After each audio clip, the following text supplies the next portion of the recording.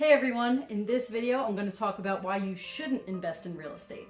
Now I know that may sound crazy, especially coming from a real estate agent, but hear me out.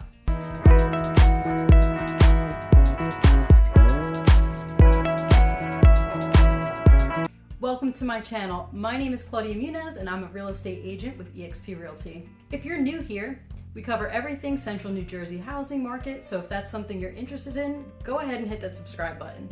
So you've probably been hearing a lot about people talking about how great real estate is as an investment. With interest rates increasing, I'm sure you've definitely heard the quote, "Don't wait to buy real estate and wait." And while it might be a good idea for some people, I think that most people, it's actually not a very good idea. You see, by the year 2050, real estate will be completely gone. Now, before you jump down my throat about, "I knew the crash was coming," that's not what I'm referring to.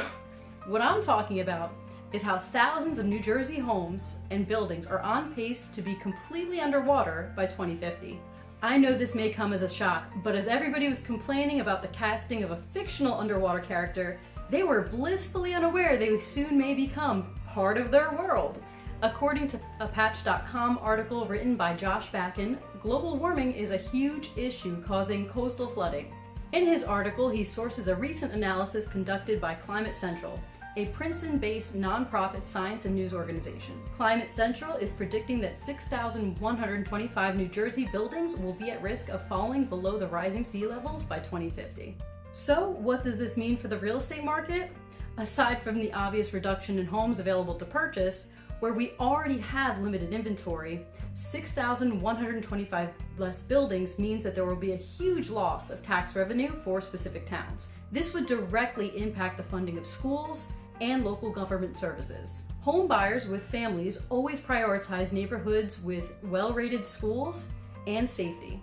Imagine how a substantial loss in tax revenue can alter the desirability of a neighborhood. If the desirability goes down, then so does the price of your investment, assuming it survived the flooding, of course. Out of the many states that will be impacted, New Jersey ranked number 5 highest for locations that are predicted to have parcels wholly below boundary tide line for 2050. Some of the states that ranked higher were outlined more specifically in terms of their tax loss. For example, Florida, where I'm also licensed, and which has the second highest influx of money coming from people moving from New Jersey, with New York being number 1, is projected to have more than $7 billion worth of property tax assessments impacted by the rising sea levels. So if you were planning to move to Florida, I would encourage you to do a lot of research about the flooding areas prior to your move. If you're a homeowner, you might be thinking, "Well, Claudia, my house is more inland, nowhere near the shore, so I'm safe." Wrong. A huge hit to the state's tax revenue could mean scaling back in other towns to compensate for the loss. We are already experiencing statewide teacher staffing issues, and how could I forget New Jersey's famous potholes? The tax revenue loss could definitely have a ripple effect, causing every county to tighten their belts in order to compensate.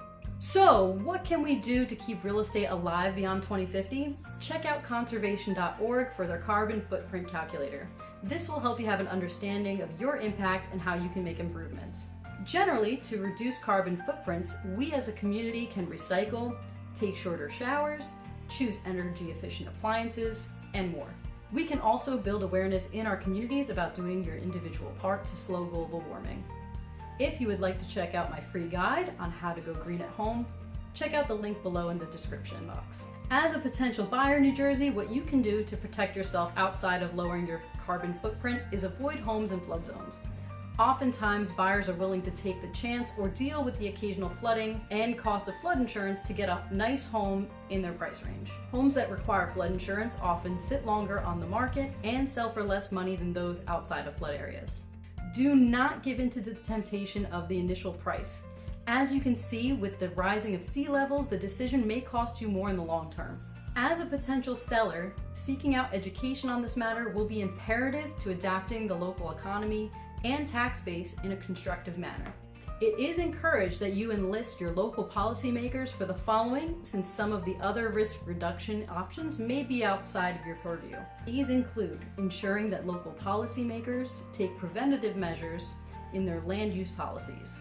This would mean limiting new construction in areas that are in risk zones and incentivizing growth in areas beyond that. making sure that participation in the National Flood Insurance Program and other federal agencies is active.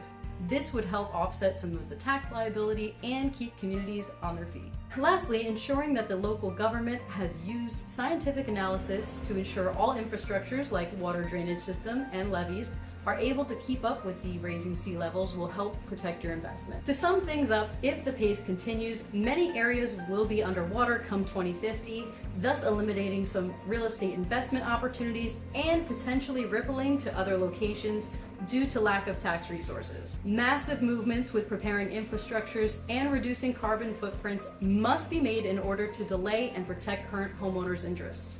Buyers should be wary of being enticed by lower purchase prices when choosing to buy a home in a flood zone, and potential sellers should be nudging their local governments to bring awareness and preparedness to the communities via information and construction. If you have any questions or would like to set up a time to chat, feel free to check out the link in the description box below.